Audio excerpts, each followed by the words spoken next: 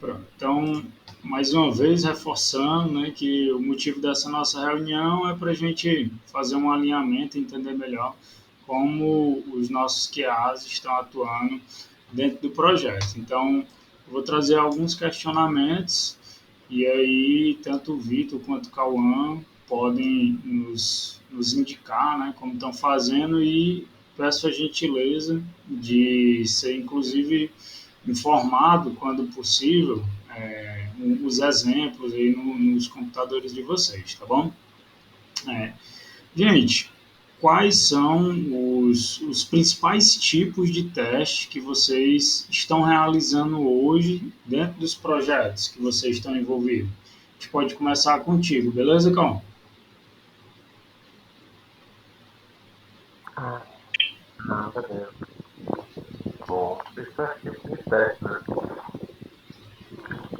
Em geral, você já falou aí, assim, já comentou, e tem dois tipos de teste, um tipo de documentação, né, que seria o planejamento de teste, e aí a gente tem como se fosse o tráfego monomático, que é o teste automatizado, o teste manual, e etc. Atualmente hoje a gente está no misto, né, entre o plano de teste, onde a gente busca documentar possíveis erros, possíveis bugs, possíveis, possíveis riscos, melhorias, enfim. A gente busca aperfeiçoar o projeto, o sistema, seja que for sendo trabalhado, a gente busca aperfeiçoar ele através de requisitos, através da nossa linguagem mesmo. E aí, a gente está nesse nicho e a gente também tem os testes automatizados, que a gente trabalha com sites, na linguagem de JavaScript, onde a gente busca eficácia, principalmente, a eficácia e a velocidade. Quanto menos tempo a gente poupar e mais coisas encontrar, melhor. Então, é basicamente isso, em resumo. Beleza, Calma. Não sei se para os outros colegas como é que está chegando aí a informação do Cauã, eu tô entendendo mais ou menos. Não tá 100%, mas é, alguém com vocês também tá mais ou menos assim, gente? Deu pra entender mais ou menos, mas teve Deu para uma. entender? Ficou um pouco baixinho. Show. Tá baixo. Eu posso também responder essa, Emerson? Pode, por favor, Vitor. Vamos lá. Pelo projeto que eu estou atuando com a Rayane, eu estou fazendo tanto teste funcional quanto não funcional e além de automação com Cypress. Eu estou fazendo os testes baseados na funcionalidade e os critérios de aceite que a Ray escreve. Mas também existem os testes que são não funcionais. O que é isso? Teste de escrita, por exemplo. Eu dou uma olhada se a escrita está certinho na tela. Não estou me baseando em nenhuma funcionalidade de escrita dela. Mas eu tenho que verificar se o dev não comeu letra, fez diferente da escrita que ela colocou lá para ele se basear, landing page. Tudo que eu estou fazendo é via Cypress, no momento. Mas vai ter caso de que eu vou fazer teste manual também, pelo que eu estou vendo. Então, é bem na linha que o Calma está fazendo. Beleza, então. E, gente, como é que vocês. Eu não sei se existe uma necessidade de priorização, né, dentro dos testes, mas se existe essa necessidade, como é que vocês decidem, né? Como é que vocês definem quais são os testes prioritários? Cauã. Ah, para entender como a gente define prioridade, na minha opinião, eu sempre busco priorizar possíveis erros mais prováveis de acontecer. Ah, a gente tem um erro A, por exemplo, que tem mais probabilidade de acontecer por causa de uma falta de serviço zero, ou por uma falta de atenção mesmo, ou está ali, sei lá, um pouco. É muito provável, sempre tem uma probabilidade, sabe? De um bug ou ter uma chance de um bug maior acontecer do que outro. E eu geralmente ponho. Geralmente eu me baseio, sempre busco qual é o bug mais provável de acontecer. Eu vou documentando, baseando. Beleza, Cauã. E contigo, Vitor? Peraí, vamos lá. No meu caso, é um pouco com a linha de Cauã, só que eu vou além um pouco mais. Eu faço, seria mais em alinhamento. Eu fico entendendo onde o projeto está. Vamos supor, tem três histórias para me entregar. Qual a história que move mais ponteiro? Aí entra a PO. Eu tenho que estar bem alinhado com a RAI. Por exemplo, a história de fazer o upload do currículo. Vamos supor que essa que seja mais importante para o cliente. Então, eu vou priorizar esses testes do upload de currículo, porque provavelmente o de cadastro, por exemplo, não vai fazer tanta diferença. Não vou dizer que é inútil, mas às vezes o upload do currículo é o que move mais ponteiro. Ei, Então, Vitão, dá licença aí, eu, cara. É, eu penso mais na questão de funcionalidade. E eu acredito que teria que estar alinhado ao PO antes de priorizar. Eu priorizo não só a funcionalidade, priorizo o andamento do projeto em si. Entendeu? beleza. Talvez eu não tenha sido muito claro, né? Mas quando eu falei sobre priorização, que de fato quem normalmente prioriza é o PO, né? No caso, como você citou aí, desse projeto é a Rayane, mas quando chega aquela história de usuário para ti, digamos que tu avalia que poderia ser feito 5 testes. Eu vou de fato fazer esses 5 testes? Não é necessário fazer os 5 testes? Qual é o teste que eu faço primeiro? Foi mais nesse intuito, sabe, a pergunta? Ah, entendi. Eu faria mais ou menos o. Eu pensaria mesmo na questão da funcionalidade. Seria qual que é mais importante. Mas, enfim, qual que tem mais incidência de bug também? Por exemplo, se é o cadastro, às vezes a pessoa erra mais, vamos supor, um campo de nome, um exemplo, que é o primeiro campo que a pessoa preenche, o último mesmo, por desatenção, que a pessoa já vai preenchendo um monte de coisa. Eu penso também no usuário também, e também entender a persona, que é idoso, às vezes, por exemplo, o campo de data seja mais propenso a ele errar. Não sei como o dev vai desenvolver. Então, talvez eu priorizaria ele, entendeu? E eu acredito que seja mais chato para a pessoa errar. Data. Beleza, cara. Tranquilo. Dentro dos projetos, pessoal, hoje, quais ferramentas e tecnologias vocês estão utilizando? Cauã,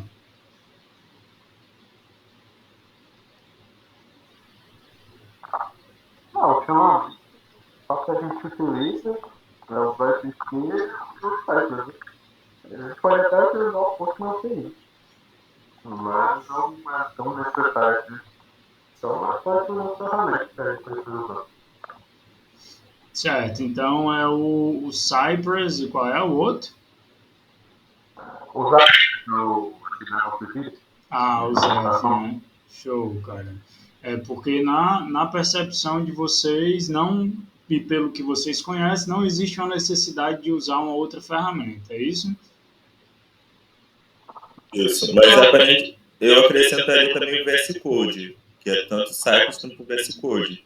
Que a gente faz o script pular. Entendeu? Ah, né? Não é code, né? No caso. VS Code, Cypress e o Zephyr, que a gente faz tanto a criação dos casos de teste, também a gente tem a funcionalidade de duplicação que agiliza também nosso serviço e a evidência. E eu também tenho uma extensão que é a Jan, e utiliza, que ele consegue gravar vídeo, uma excelente extensão para evidenciar teste. Mas não deixa de ser uma ferramenta bacana. Faz sentido, viu? Falar sobre. Show, galera. Então, temos basicamente o Cypress, né? Aí, na verdade, pelo que eu entendo, o Cypress, então, ele é um intermediário, né? Porque vocês têm uma interligação entre o VS Code, ele e os testes, não é isso? Isso. E, Então, no nosso pessoal framework, praticamente. Beleza, show. e eu utilizo o Zeph também para evidência, no caso. Bacana, cara. Zeph não, o Jan, falei errado. Qual é o nome?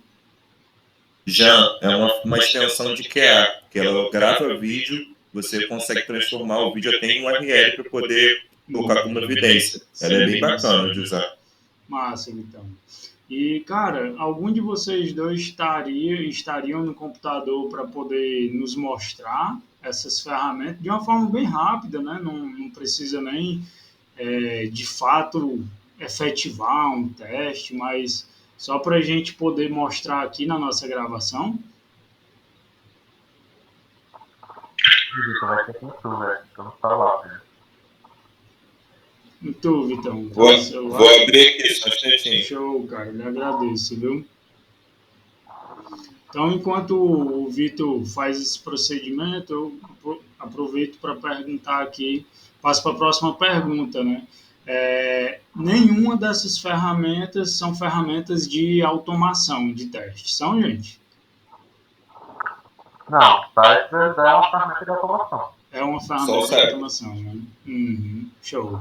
Lá no Zeph do Gira, a gente basicamente escreve o cenário de teste, mas aí a gente faz esse cenário manualmente ou faz pelo Cypress? Aí depende do caso de teste, né? Não, eu queria dizer que tipo, a gente utiliza o Cypress para. O Vitor, quer dizer assim, a gente utiliza o Cypress para fazer um caso de teste lá no site, né? Né? E aí no JavaScript para fazer caso de teste, né? Entendi. Deixa eu abrir aqui. Entendi, porque na hora, tipo assim, nem fosse. É que nem fosse o próprio requisito mesmo. Tipo, o deck, como é que ele vai cobrar assim, o requisito do componente? É impossível. Então ele precisa receber os requisitos. Gente, eu posso agora mais para ferramenta? Tá apresentando aqui para mim, viu, Vitor? Tá conseguindo ver? Sim, cara, tá ok. Vou te mostrar mais ou menos. Esse aqui é o Gira. Sim. Deixa eu ver se carrega.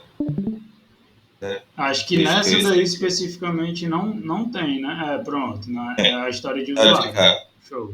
Aqui. É porque é só no item pai que tá os casos do teste mesmo. Não tá no feed. Isso. Enfim. Aqui cada caso de teste que engloba essa história de usuário. Aí você clicando no caso de teste, vai direcionar pro Zephyr. Carrega aqui que internet também. Sim. Às vezes a própria ferramenta demora um pouco. Aqui, ó.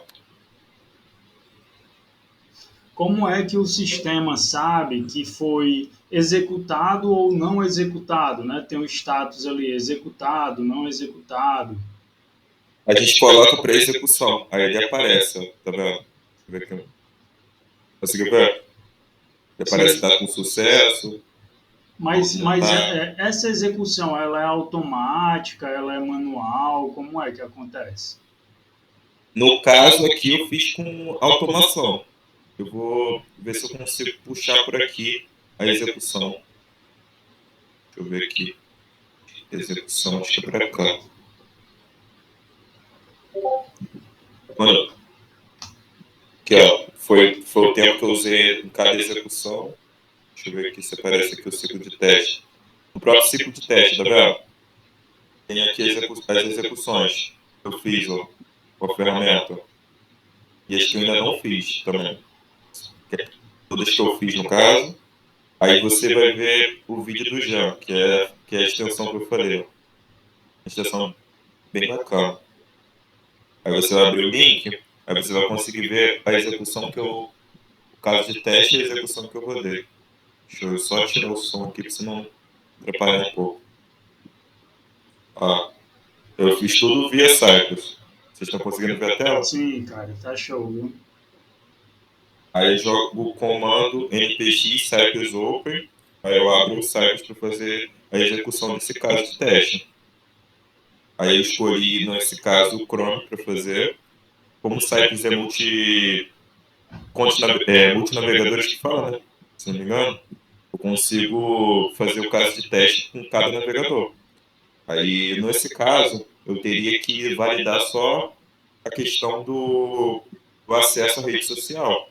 Aí eu criei um script só para pedir para o Cypress selecionar a rede social do Senior e rodar. E essa evidência é o Jump, que ele cria meio que um link mesmo, como se fosse um link de vídeo, entendeu? Ele é bem bacana de usar. Aí Massa, se cara. fosse o bug, seria massa porque o dev ia conseguir ver o que eu fiz.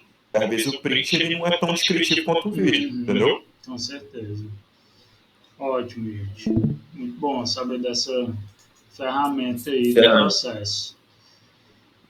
Beleza, para mim ficou bem claro, né? Acho que inclusive está trazendo aí alguns insights também para a Laís, né? E aí, gente, entendi que inclusive tem sim essa automação, né, pelo próprio Cypress e tem o auxílio aí do Jean. Show! Gente, com relação à documentação que vocês utilizam para entender como testar. De fato, hoje vocês se baseiam exclusivamente no que tem escrito na história de usuário. Vocês têm algum outro tipo de atividade que vocês se baseiam, que vocês consultam para rolar esses testes? Sim. Eu geralmente gosto de olhar o protótipo do X. Por exemplo, estou muito de visualizar as coisas. Sou visual. Eu pego o protótipo do X e vejo as funcionalidades daquele protótipo que vou testar. Vamos supor, são 5 funcionalidades. Eu anoto no bloco de notas e escrevo os critérios de aceite do lado para cada funcionalidade. E no caso, tiro do próprio card mesmo. Aí eu faço os casos de teste baseados nos critérios de aceite, tudo pelo ZEF, duplique, se for o caso, e execução. Mas eu geralmente gosto muito de visualizar o protótipo do X, porque às vezes, mesmo com a URL do dev, às vezes o dev troca a posição de um botão ou algo do tipo, eu consigo visualizar olhando o protótipo, entendeu? Isso é uma coisa minha mesmo. Bacana, Vitor. Você quer complementar, Cauã? Ou nenhuma informação adicional? Não, não. Beleza, meu querido. E assim, gente, ao final, né, desse processo, como é que vocês conseguem garantir que estão testando adequadamente assim, todas as funcionalidades?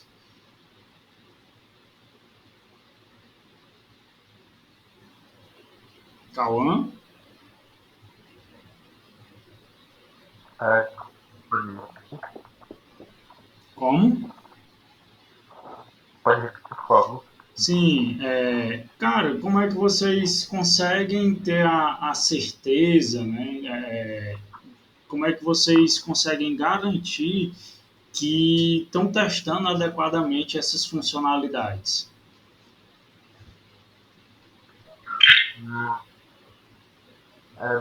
Muito baseado no comportamento que a gente espera do componente, eu acredito. É, se um componente tem que ter um comportamento, ele tem que ter aquele comportamento. Você não pode esperar qualquer outro comportamento diferente disso. Senão, já é praticamente tratado como um erro. Durante o teste, Cauã, você sente a necessidade de falar com, por exemplo, o responsável, né, digamos que seja a Rayane, enfim, a pessoa responsável ali pelo projeto ou não? É tranquilo? Geralmente eu pego os 10 mesmo. Eu pego o Eduardo, eu falo com o Eduardo, falo com. Aí eu falava com o cara. Hum, Tá problema que eles precisaria. É muito problema de França. Aí eu, que diabo é esse aqui? Aí eu ia pro João Augusto, eu ia pro Eduardo, ia pro carro. Era assim, eu geralmente conversava com o Dev, né? E geralmente converso com o Dev. Entendi, cara. Geralmente é o Dev que conversar dos dois primeiro. Então, com dev, né? E contigo, Vitor? Quando é a parte de execução, é dev mesmo. Quando é questão de tô mapeando, criando um caso de teste, tô com dúvida em algum critério de aceite, eu pergunto a PO do projeto. E ela é dona do produto, dizendo assim. Beleza, cara. E aí, gente, normalmente ao final dos testes, quais são os tipos de documentações que vocês costumam produzir? Cauã.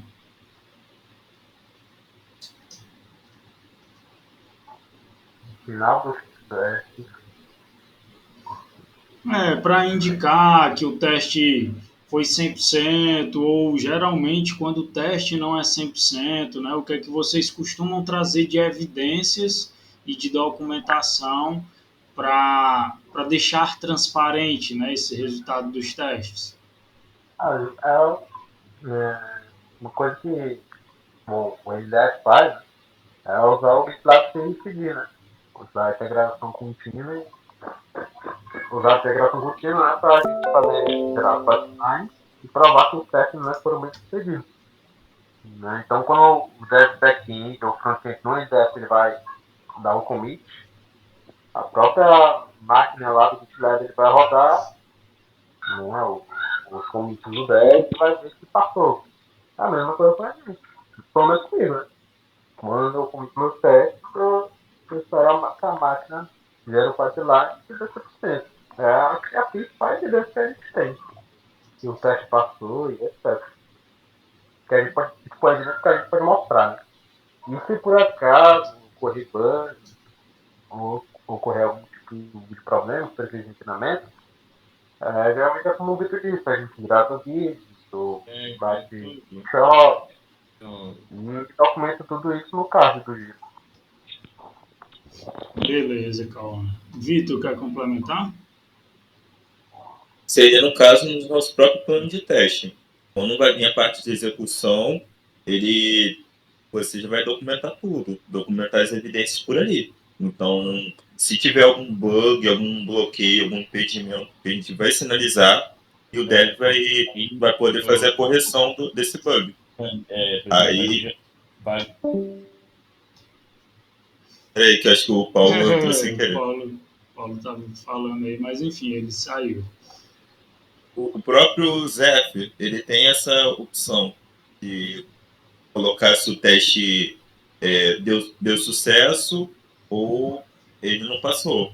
Aí quando disser que não passou, aí entra na questão da correção.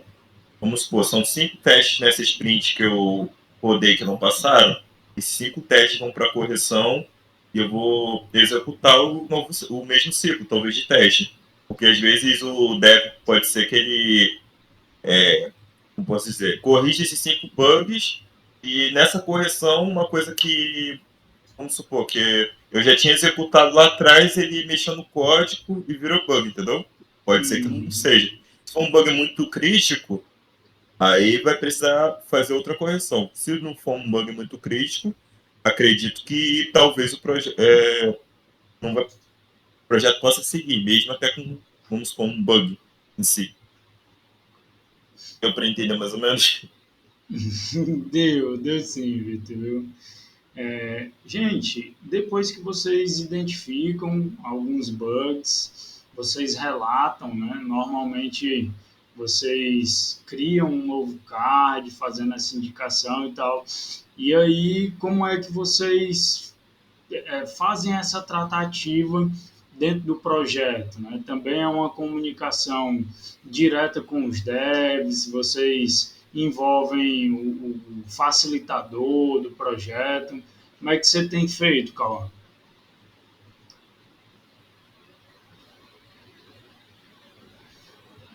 Cauã, se estiver falando, está mutado. Desculpa, então, a gente, no caso, no INS, né, a gente cria cards novas. E a gente tenta sempre deixar o título bem com o máximo de detalhes possível, mas também sendo o mais simplista, né? Geralmente eu coloco. Meu Deus, será que ele tem bug, back-end, problema na tela de login, né? Problema na requisição de login, alguma coisa assim. É sempre aquela dualidade de deixar com o máximo de detalhes, mas sendo o mais simples possível no título do card.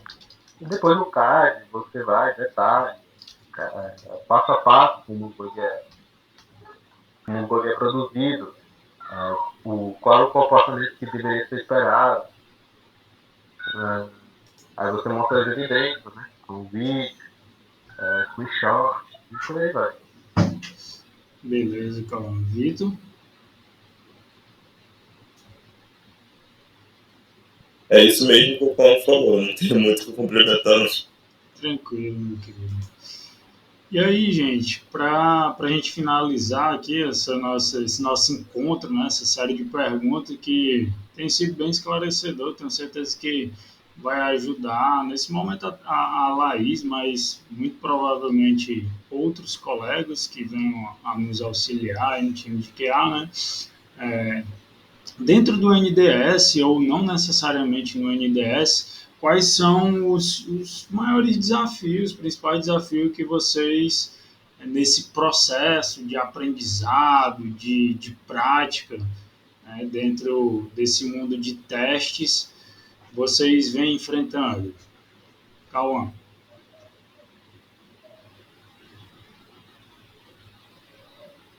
Eu acho que é mais a questão do tempo. Tempo? O tempo. Eu acho, às vezes eu preciso ser mais. Eu acho que só mais mim, eu preciso ser mais eficaz com relação ao tempo. Eu acho. Eu acho que eu tô com.